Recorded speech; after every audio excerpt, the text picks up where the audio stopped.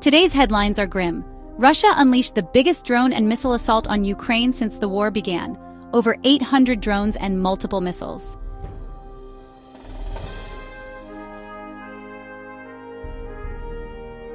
In a shocking escalation, Kyiv's main government building was set ablaze. Infant casualties, injured civilians, and fires erupting across the city. This attack signals the war is intensifying.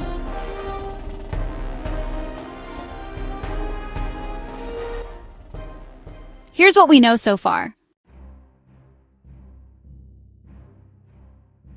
In the early hours of September 7th, Russia launched its largest ever aerial assault, deploying 805 drones and 13 missiles, the most intense since February 2022.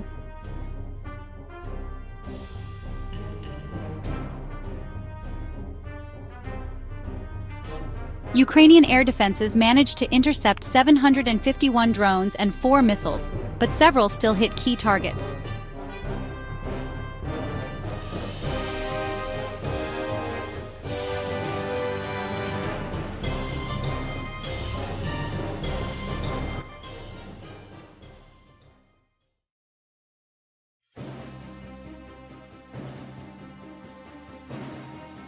For the first time in the war, a Ukrainian government building, the Cabinet of Ministers in the central Pechersky district, was damaged.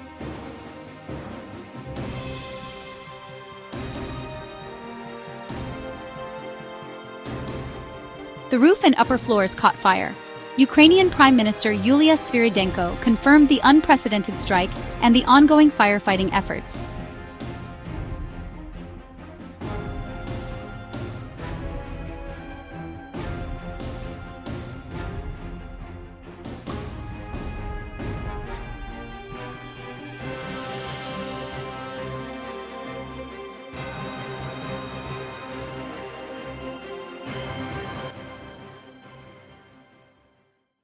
The human toll is devastating.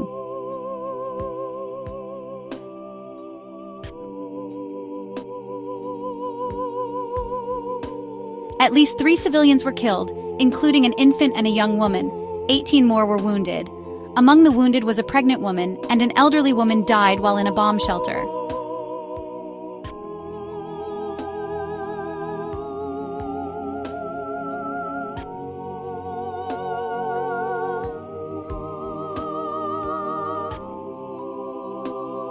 Residential districts such as Darnitsky and Sviatoshinsky were ravaged, collapsing floors, fires from drone debris, and widespread destruction of apartments.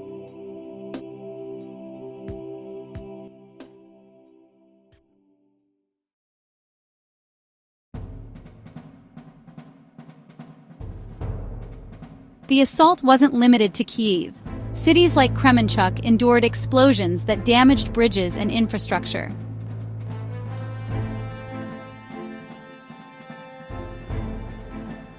Kryvyi Rih saw strikes on transport systems, and Odessa suffered fires in residential zones and infrastructure damage.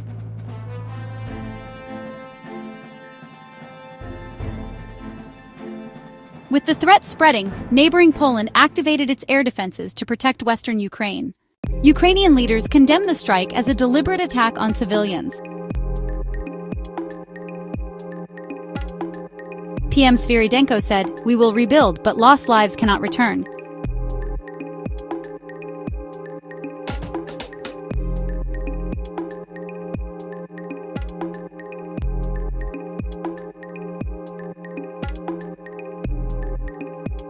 Kyiv Mayor Vitaly Klitschko and military officials warned that these strikes are terrorizing civilians and called for urgent defensive support from allies.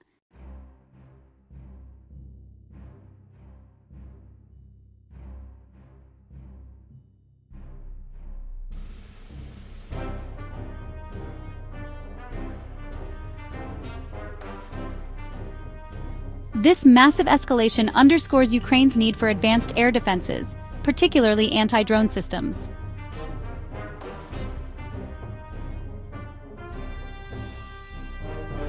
The attack likely intensifies calls within NATO and Western capitals to ramp up military aid. It also marks a stark setback for peace prospects, even as diplomacy resumes in parts of Europe.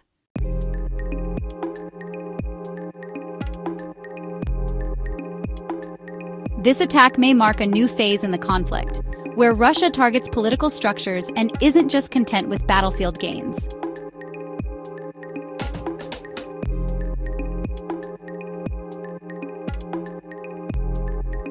If the government seat is now vulnerable, Ukraine must urgently secure its core infrastructure.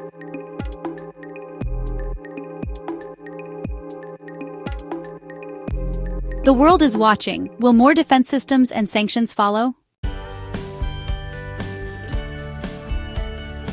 This is one of the deadliest and most symbolic strikes we've seen yet.